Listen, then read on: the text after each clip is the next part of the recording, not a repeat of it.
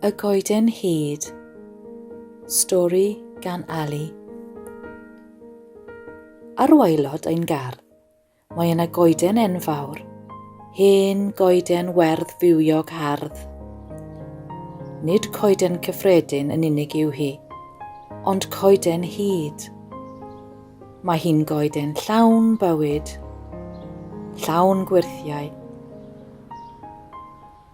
Mae hi'n goeden llawn dirgelwch, hanes a llinach.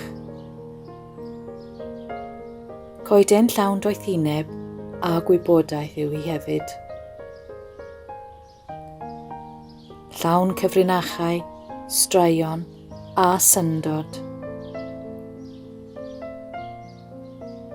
Coeden fythgwyrdd yw'r goeden hyd, a mae ganddi ganghennau llawn a dail gwyrdd llachar.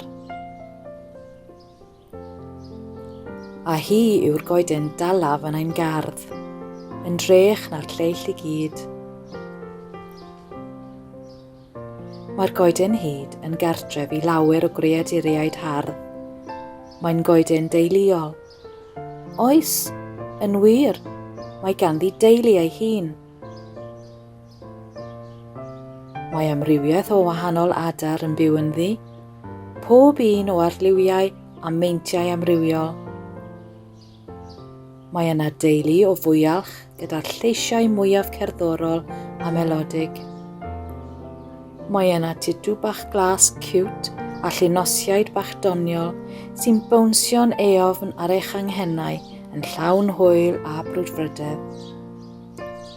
Hefyd, mae yna deulu o golomenod coed, sef yr adar mwyaf sydd wedi gwneud eu cartref yn ein coeden.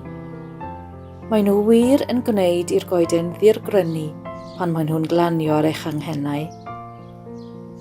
Mae'r adar i gyd yn brysur, yn casglu darnau bach o frigau a thoriadau glaswell sych i wneud ei nythod i baratoi ar gyfer ei teuluoedd newydd.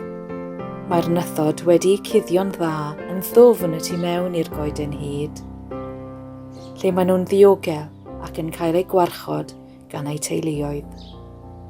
Mae'r holl adar hardd yn byw gyda'i gilydd mewn cytgor perffaith.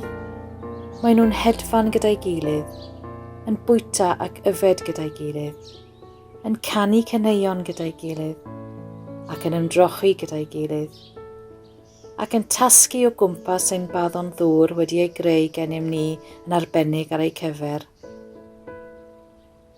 Mae gwenyn cacwn prysur yn hofran ger hi, ac mae pili pala hardd hefyd yn glanio ar ei dail weithiau, yn ysgafn fel tylwyth teg, cyn iddyn nhw symud ymlaen i flodyn neu blanhigyn sydd hefyd yn ei denu. Hefyd, tu mewn i'r goeden hyd, mae 2 wywer bach yn byw. Yn neidio'n ffyddlon o gangen i gangen, yn cael cymaint o hwyl. Does ganddyn nhw ddim ofn. Mae nhw wrth eu boddau yn byw ac yn anadlu, yn siglo'n rhydd ac yn ddireidus. Mae nhw'n casglu eu bwyd a'i gladdu yn ein gardd, yn gwneud llawer o dyllau yn ein lawnt, lle mae nhw'n ei guddio yn barod ar gyfer y prydau bwyd y dyfodol.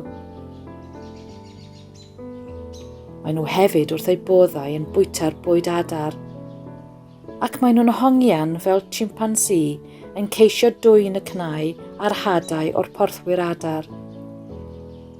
Mae nhw hyd yn oed yn mynd i mewn yn eofn i'r tai adar bach pren, ac yn mwynhau bwyta yr hyn mae nhw'n ei gael yn rhydd i'w fwynhau.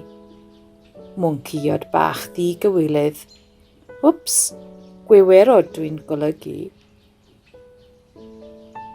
Mae natur i gyd yn byw gyda'i gilydd mewn heddwch a chariad yn y goeden deuluol hudolus yn ein gardd. Weithiau, mae'r goeden hyd yn dawnsio yn y gwynt. Weithiau, mae hi'n ymlacio ac yn ymdrochi yn yr heulwen. Mae hyd yn oed yn cysgu yn y nos, ac yn deffro yn y bore fel ti a finne. Mae'n ymddangos ei bod yn crio gyda mi pan fyddaf yn drist, ac yn chwerthin gyda mi pan fyddaf yn hapus. Mae'n ymddangos ei bod yn ymateb i'r holl deimladau ac emosiynau, gobeithio'n a dymuniadau. Mae'n dysgu cymaint i mi am fywyd a pherthnasoedd. Mae'r goeden hyd hefyd yn goeden wirthiol. Mae'n goeden cariad, goeden heddwch. Mae'n rhoi ocsigen i ni, sy'n ein helpu ni a'r holl greaduriaid sy'n byw tu mewn iddi i aros yn fyw. Mae'n goeden sy'n ein iachau ac yn ein helpu gyda'n lles. Mae hi'n cynnig cysgod a chysur i gymaint o fywyd gwyllt ac i ni hefyd. Os ydych yn cynnig cwtch i goeden, byddwch chi'n cael eich llenwi gan egni, a bydd y goeden yn caru'r cwtch cymaint, bydd hi'n ddiolchgar i chi ac yn eich bendithio. Rydw i wir yn caru'r goeden hyd, ac wedi ei gwylio hi'n tyfu o lwyn bach bitw i'w chryfder a'i gwychder heddiw. Hi yw mam yr holl goed a phlanhigion yn ein gardd ni. Ac mae'n ymddangos bod y coed llai yn edrych i fyny ati ac yn cael ei hysbrydoli ganddi, ac eisiau dysgu oddi wrthi bob peth y mae wedi ddarganfod yn ystod ei hamser yma ar y ddaear.